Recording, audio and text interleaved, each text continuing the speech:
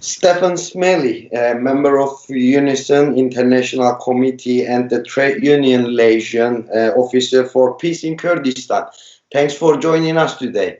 Thank you very much. Nice to see you. Thank you. So you have been in Turkey with delegation last February for a KESK trial and also for a HDP visit. There was observations that you done while the trial was on as well. So did you see a democratic picture in Turkey? What I saw, first of all, at the HDP Congress was a very vibrant and lively conference, full of quite exciting discussions and debates, which, first of all, I have to say I was surprised at the scale of it, because given the number of HDP activists who have been persecuted, imprisoned, beaten up and attacked, the idea that they could still fill this sports stadium with thousands of people determined to express their opinions was impressive in itself. I certainly think the life of the HDP, the vitality of the HDP is very much there. They have not been crushed, they've not been cowed by the oppression of the AKP government. So very much alive, very much a force. That was very powerful. And the number of international visitors that were there demonstrates, I think, the influence and the inspiration that the HDP have been able to give to people throughout Europe, throughout the world, in fact, because there was delegates there from as far afield as America and Australia. So that was really impressive as a party. The HDP are very much alive and continuing with the struggle, despite the number of the mayors that have been imprisoned, despite the Selahattin and Figen still in prison. That was very much impressive. Yeah. So also about Mr. Abdullah Ocalan, he's still under isolation, and he's not been able to meet his basic human rights since 21 years now. And so what is your call to Turkish regime, as most of the trade union leaders, the trade unionists in Europe, and also most of the Labour Party members are calling for freedom for Öcalan, as he's a key to the peace in Middle East, also in the most of the conflicts, as a solution in the most of the conflicts in the world, Mr. Abdullah Ocalan. So he's under isolation still. So what is your comments about that? Well, I think first of all, I'd like to say that there are many political prisoners in Turkey, and we'll maybe talk a wee bit about the current situation with that later on. And I'm aware that includes trade union leaders, it includes HDP activists, journalists, and so on and so forth. And Turkey seems to have this approach that the way in which they control the situation is to put people in prison. And the reality is that doesn't actually work in a proper society. That simply means that more people step forward to take their place and argue for democratic and human rights. And Abdullah Ocalan, amongst all of those political prisoners, is the key to the future of, it seems to me, the future of a thriving democratic Turkey and wider in the Middle East. His isolation over those 21 years has not taken Turkey one step further forward towards a peaceful and democratic solution. It is only through Abdullah Ocalan's interventions at various different times that there's been any possibility of progress. And I think people in outside of Turkey, the more they look at the situation, the more they consider both the history of the past 20, 30 years of Turkey, as well as look at the current situation, the more it's obvious that the Kurdish question, the peace and democracy question, can only really be solved once the genuine leaders of the people are freed and able to participate. And Abdullah Ocalan, as the inspirational teacher as much as a leader, is critical to that. So it really, I mean, we look back in our own history in Ireland. We didn't get peace in Ireland until we started, our government in Britain started talking to Sinn Féin and other leaders who initially they'd banned. South Africa, I just saw today news that Dennis Goldberg, who was a great friend of my own union, UNISON, had spoke at our conferences. He was one of the people who was in prison along with Nelson Mandela. So he just died last night, and that reminded me of the way apartheid had to release Mandela and other political prisoners in order to make sure they were able to move forward. So Ocalan sits alongside that kind of historical lesson, that unless you free the leaders to speak, to negotiate, to bring around them the forces that are committed to peace and democracy, then you will make no progress. So yes, Ocalan is central to that, and I would repeat our call, and I don't say this as an individual, but trade unions throughout this country have affiliated to the Freedom for Ocalan campaign, and people, civic groups and all the rest of it have also supported that. I would appeal to the Turkish government to start the discussions with Abdullah Ocalan, work out how he can participate alongside others in a peace process, and free him from prison to allow him to do that to the best of his ability. During the pandemic, AKP government signed for a new law that for prisoners that says free most dangerous killers and the organized criminals. But this law didn't free the journalists, the poets, political prisoners, as well as academics and professors. So what is your comments about that? Because you have been in Turkey. We speak to you about how democratic system works in there. So, as a trade unionist, what would you like to say about that strange thing?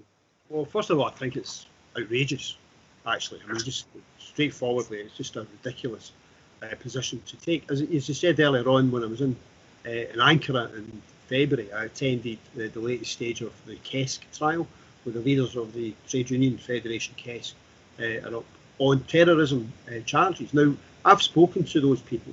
They're not terrorists; they're trade unionists. What they're in prison for, or what they're on trial for, is doing the sorts of things that people like me do every day of our lives. We speak out, we campaign, we organise workers, we criticise the government as we're entitled to do. In Turkey, that equates to terrorism. So when we talk about the political prisoners, I think it's important for the audience outside Turkey to understand that what we mean by political prisoners, what we mean by people in Turkey who are charged with terrorism offences, is people like me who represent workers and who criticise the employers, who criticise the government. It includes journalists. I mean, there was 110 journalists still in prison. And I think I read a quote that one of them had said that, well, if I'd had a knife in my hand and not a pen, I would have been released now.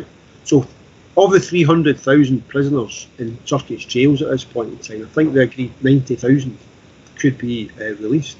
But none of the something like 80,000 political prisoners would be amongst that. So, as you say, if you're a rapist, if you're guilty of manslaughter, if you're a thief, forger or whatever, you can get out, which is the right decision, I have to say. I mean, that principle of releasing prisoners from prison in this COVID crisis is correct, because prisons can incubate the disease. So it's right that prisoners should be released safely into the community to prevent death.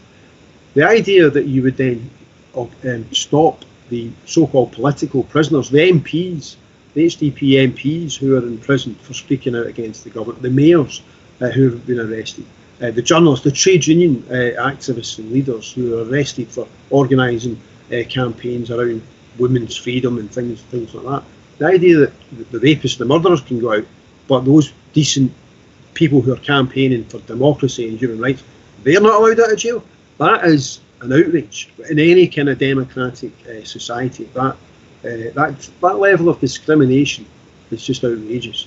And we in this country gathered up to a petition, which we sent to our foreign secretary, demanding that our government contacts the Turkish government and say this is outrageous. This needs to be stopped. These people don't pose a threat to society. They're not violent criminals. They should be released in order to ensure that they don't suffer and die of COVID when they're in prison. What is your comments about Turkish aggression in the international area, as the Turkey still continue for invasion attacks to Syria side, also sends to sends troops to Libya as well. What's going on with the Turkish aggression? Also, we can see that during the pandemic, lots of air forces that try to send every single country kind of aid and personal protection equipments. Where is Turkey going with the international policies? What they trying to chase with the policies? I wish I knew the answer to that, because none of it makes any sense. Turkey's ambitions are to be an economic and political powerhouse in the region. Then that's fine. There's nothing wrong with them investing in industry and wanting to build trade and so on and so forth. But if they seem to just want to be the bully of the region. They just want to be the one who uses force to achieve what they think they want to achieve, without any consideration of their neighbours or indeed their allies. Because there's no doubt that Turkish aggression in Syria, in Iraq, in Cyprus, in Libya, has embarrassed their allies in NATO, for example. And it's unclear as to what is going through their minds, and you can only assume, as in many imperialist type adventures of other countries in the past, that part of what they're trying to do is to shore up their domestic support by trying to gain some military victories and trying to develop a sense in the country that the enemy is out there and we're a strong government who's going to fight them. So to deflect from the unemployment, the economy being in crisis, the lira sinking like a stone. That's before the COVID crisis, which is impacting on everyone. In order to deflect from all of that, they go on these military adventures to try and present themselves as somehow taking the country forward, where in reality, all they're doing is storing up more trouble for themselves in the medium and longer term, as well as not actually supporting the local economy. I have to say, from people in this country who watch the situation in Turkey, on one hand, it just bemuses us. What are they trying to do? What are they trying to achieve here? That ambition they had of being a close friend of Europe and developing trade and really just gets undermined every time they make these kind of military encroachments on other people. Because people in this country say, that's a dictatorship, that's a military style country that imprisons its own people, that attacks its neighbours. We don't really want to have much to do with that. And I know many friends of mine who over the years, for example, go to Turkey on holiday. It's a great place for a holiday. But a good number of them are now saying, I'm not really sure I want to go to holiday in a country like that. So there are serious consequences that they don't seem to understand in the future. So yeah, I mean, that would be my thoughts on it. It does seem to me that they're an extension of their domestic policies. So the policy against Kurdish people, for example, in Turkey, who are they've declared them the enemy. Well, that means that needs to extend elsewhere. So everywhere they look, they need to attack, rather than trying to actually work out how we solve the problem in our own country and domestically. Who do we want to sit down and negotiate with? A peaceful democratic Turkey would undoubtedly be a real force, not just in the Middle East, but in the world, because they're a rich in resources, rich in talent, rich in people skills, if you like. They could really be a force in the country, but now they're just getting, many countries will shun them in the future. So, crazy policy. Stefan Smellie, member of UNISON International Committee and the Trade Union Liaison Officer for Peace in Kurdistan. Thank you very much for joining us today, supporting our program, and thanks for sharing your comments and ideas with us. Thank you very much. Thank you. Good luck. Thank you.